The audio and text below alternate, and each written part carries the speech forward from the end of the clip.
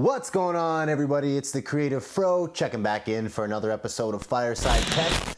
I hope you enjoyed your week and are ready to learn something new, because today I'm going to be showing you how to make your Instagram photos pop. But before I dive into today's video, let me remind you real quick to hit the big red subscribe button if you have yet to already, and also turn that notification bell on just for fun. I'll tell you guys what I'm looking for when I'm out taking my pictures, and then dive into some more details about how I edit the photo when I take it into Lightroom. It should be a good day. We have some nice weather, so let's go out and get some pictures.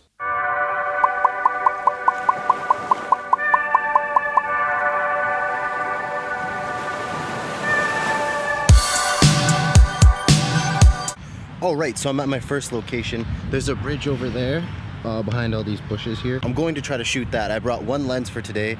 It's my 30mm f1.4 for the Sony. So I'm here at the bridge now. Gonna start taking some photos, so let's see how this turns out. You can see I have two lines right there, so maybe I'll try to shoot through, and that way you can see the bridge behind there.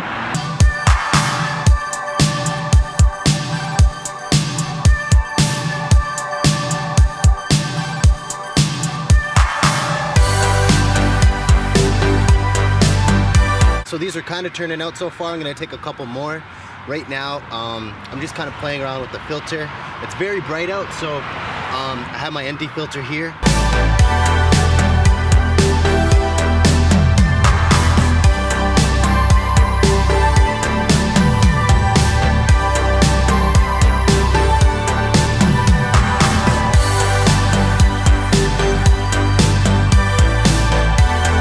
So now I've taken some pictures of the bridge. I think I like that. I'm gonna look for some more leading lines and take another photo. I'm looking down here and I can see, maybe I can get a nice shot through here. I don't know, I'll try it out.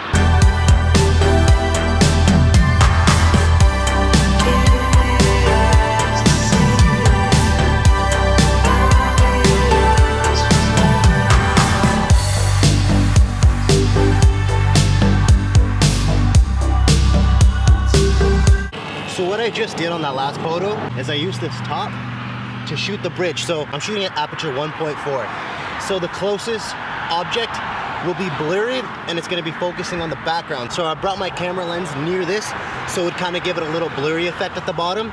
And then that way you can clearly see what's behind it. And that really helps the person who's looking at the photo to guide them to where their attention should be. Keep shooting. So that is going to conclude the shooting portion. I hope you guys understood kind of the thought process I go through when taking photos. Let's go jump onto the computer and I'll walk you through editing them on Lightroom. Alright, so here we are inside of a Lightroom and I have those photos all imported. Now, one thing I want to mention before I start editing is I realized when I got home that I forgot to change my white balance to sunny and it wasn't cloudy, so this is all I have for now and we're gonna have to work with it. When I go about editing a photo in Lightroom, I start with the basic functions here at the top. Let me get my white balance. Sometimes I go with the picker and try to set the white balance. This is kind of trial and error for me. Okay, that looks better. So for my process, it's not really scientific or anything like that. It's a little bit more of like a trial and error and just editing until I like how the photo looks. I will fix the exposure a little bit. So let's bring it down a tad. So we'll keep it there. And then the contrast, I like to pull back a little bit. You know, I'll just leave a little bit of contrast in there. We'll go with 4. Let's bring it down a little bit because I think it's kind of bright.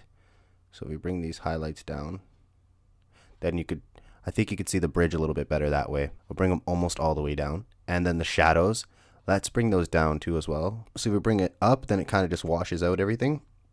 So I'm gonna go with like a -20. And now a little pro tip here, you can hold shift and double click to what Lightroom thinks your white should be set at, and you could do the same thing for blacks. Now I bring the clarity down a little bit too as well, normally for pictures, especially if I'm taking a photo of somebody, and the vibrance down a little bit.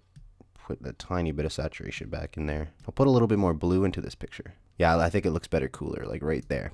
I'm gonna add a little bit of green to even that out. That's my basic correction right there. So now let's scroll down. We'll go into the highlights here, and I'm gonna bring this down a little bit more, tiny bit. Bring the lights down. No, bring it up a little bit. We'll go to like 4. Darks, we'll leave it at 0. Shadows, let's bring those down a little bit, like -10. Or you can even place your mouse on here and drag up and down to do it that way, but we'll just leave it as is for right now. Here, I like to play with the hue, saturation, and luminance. So say the green, I want to bring out a little bit more of that. So let's go to the saturation. I'm going to click this adjustment button here and select the green part of the photo.